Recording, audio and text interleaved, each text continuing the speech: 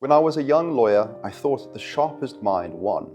I thought the loudest voice in the courtroom, the most citations in a brief, the fastest climb to senior title meant you were making it.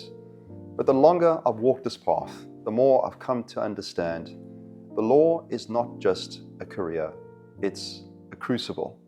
It will refine you, break you, test everything you believe about justice, about people, and about yourself. The lawyers who last, who lead, are not the ones who memorize the rules the fastest. They are the ones who remembered who they are when the rules weren't enough. So this is for the young lawyer or the one just beginning again. Maybe you're burnt out already.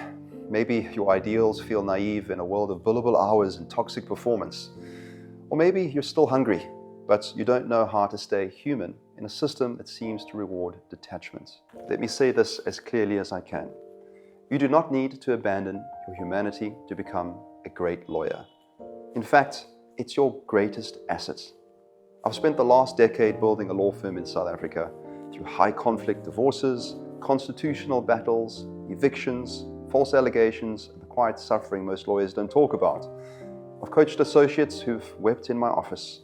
I've defended men wrongly accused. I've stood up for women whose stories were dismissed. And I've lost cases, people, relationships, and still showed up in the court the next morning. Because when you become a lawyer, you're not just taking on work. You're taking on people's fears, their shame, their secrets, their future. And if you're not careful, you'll lose yourself in the process. So here's what I want you to remember. Don't measure your value by how quickly you win a matter. Measure it by how deeply you held space. Don't imitate cruelty in the name of professionalism. True strength is found in calm, quiet conviction. Don't let self-doubt steal your voice. The legal world is full of actors. Be the one who's real.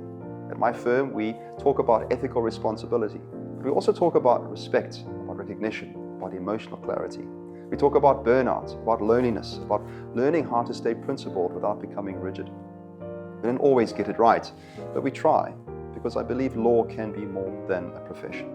It can be a vehicle for healing, a way of protecting the most vulnerable, a stand against the tides of injustice, ego, and manipulation. And you don't need 20 years of experience to start. You just need to listen, to clients, to mentors, to yourself. When the pressure mounts, and it will, remember that the law was never meant to crush your soul.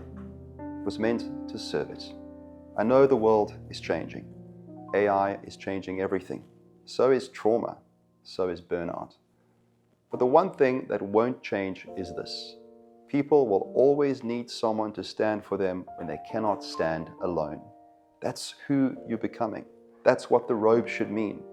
If you ever forget it, come find someone who still remembers. My door is open.